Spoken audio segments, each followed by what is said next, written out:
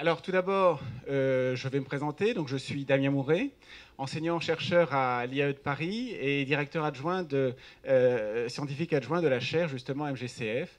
Et mes travaux portent plutôt sur l'évaluation et la mesure de l'impact social dans le champ de l'économie sociale et solidaire. Et c'est la raison pour laquelle j'anime aujourd'hui une table ronde qui va porter sur un thème qui est comment évaluer la responsabilité sociale des coopératives financières. Alors tout d'abord, peut-être ce titre demande ou requiert une clarification. Le terme de coopérative financière est un terme générique qui en fait englobe une foultitude de formes organisationnelles différentes, puisqu'on y retrouve aussi bien ce qu'on appelle des banques coopératives, comme vous avez pu le voir tout à l'heure, avec notamment les caisses d'épargne et les banques populaires, des banques qui appartiennent à des consommateurs ou à des agriculteurs. On peut avoir également des établissements de crédit mutualistes et éventuellement aussi des assurances. Et donc on a une très grande diversité finalement de formes organisationnelles. Cette diversité, elle se retrouve aussi finalement sur des aspects très différents, par exemple par rapport à la surface financière de ces organisations, par rapport à leur ancrage et leur maillage territorial, par rapport, si vous voulez, aussi aux activités qu'elles y mènent. Alors, toutefois, l'ensemble de ces organisations financières, coopératives, elles se retrouvent sur un point bien précis.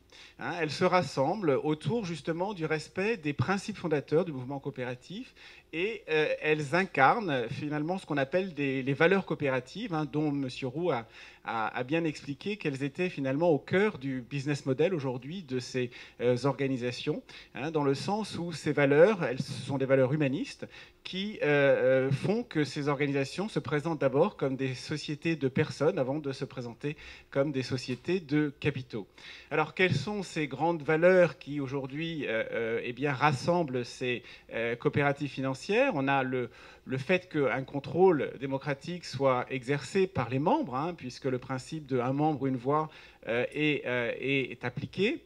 Que cela repose également sur une adhésion qui est très ouverte et qui est volontaire. Ça repose également sur un ancrage territorial extrêmement fort et une relation de proximité avec l'ensemble des parties prenantes justement qui constituent ce territoire sur lequel opèrent finalement ces coopératives financières. Et enfin, le dernier point peut-être aussi le plus important, c'est que l'objectif premier, c'est d'abord et avant tout de produire un service qui soit à valeur ajoutée pour le sociétaire et pour la communauté, avant de la recherche de la maximisation du profit, dont d'ailleurs la mise en réserve est encouragée, et la distribution strictement réglementée. Alors, face à ce constat, il y a quand même un paradoxe aujourd'hui, c'est que dans l'esprit du public, dans l'esprit même de la plupart des clients sociétaires de ces organisations, la dimension coopérative n'est pas nécessairement perçue comme étant explicite ou comme étant, ou se manifestant au travers de pratiques qui seraient jugées vraiment différenciantes par rapport à ce que peuvent produire d'autres banques du secteur bancaire.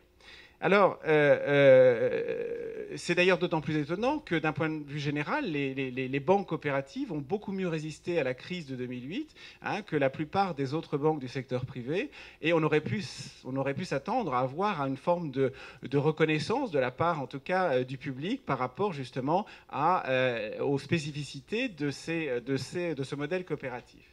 Alors, certains auteurs en gestion vont jusqu'à même parler de décoopérativisation, donc un mot-clé mais relativement complexe, qui veut simplement dire que certains estiment que le modèle coopératif est aujourd'hui justement en danger, puisque les valeurs ne seraient plus au cœur ou ne s'exprimeraient plus de façon explicite auprès des clients et des sociétaires et du public, et qu'il y aurait donc un risque que les banques coopératives aient perdu leur âme au fil du temps.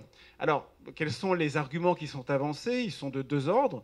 Le premier, c'est que la législation bancaire a permis un rapprochement vers le modèle de la banque universelle, qui a été, si vous voulez, embrassé par certains groupes de coopératives, de banques coopératives, si bien que dans l'esprit du public, ça a un petit peu atténué la différence entre le modèle coopératif et les banques, on va dire, privées classiques.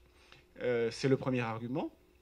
Le deuxième argument, c'est un argument qui repose plutôt sur l'idée que d'autres banques ont déployé une communication et mis en place des politiques de responsabilité sociale autour de laquelle elles ont communiqué et qui ont permis de brouiller encore un peu davantage la frontière qui pouvait exister autrefois entre les banques inspirées du modèle coopératif et les autres banques du secteur bancaire. Donc face à ces deux contraintes, la question qui se pose, c'est effectivement qu'est-ce que ça peut vouloir dire de mettre en place une RSE coopérative, et c'est un petit peu le débat auquel aujourd'hui nous allons répondre. Donc, la question qui nous anime est bien de comprendre finalement dans quelle mesure la dimension coopérative de ces organisations se manifeste et se traduit dans l'élaboration, la formulation, la mise en œuvre, une éthique de l'action finalement au plus près des acteurs de l'organisation. Comment est-ce que ces valeurs coopératives se manifestent et s'inscrivent dans ces politiques et dans ces stratégies RSE, et effectivement de comprendre aussi dans quelle mesure ces démarches RSE qui sont mises en œuvre aujourd'hui peuvent constituer un levier de relégitimation de ces entreprises au sein de l'économie sociale et solidaire et de différenciation au sein du secteur bancaire plus généralement. Alors, pour débattre, j'ai l'immense plaisir aujourd'hui d'accueillir 4 experts, 2 issus du monde académique et 2 issus du monde professionnel. Mais comme vous le savez, à l'IAE de Paris, notre tradition et notre ancrage, c'est toujours d'avoir réussi à mêler justement une connexion forte entre le monde des organisations et le monde académique. Et je vais avoir le plaisir d'accueillir donc le professeur José Alouche, qui est professeur émérite de l'IAE de Paris, ainsi que le professeur Aurélien Auquier, qui est professeur à l'ESCP Europe. Il faut savoir que ces 2 enseignants-chercheurs ont, par leurs travaux, contribué à ancrer la réflexion portant sur la RSE dans le champ des sciences de gestion, et c'est quelque chose qui est aujourd'hui, à mon avis, fondamental.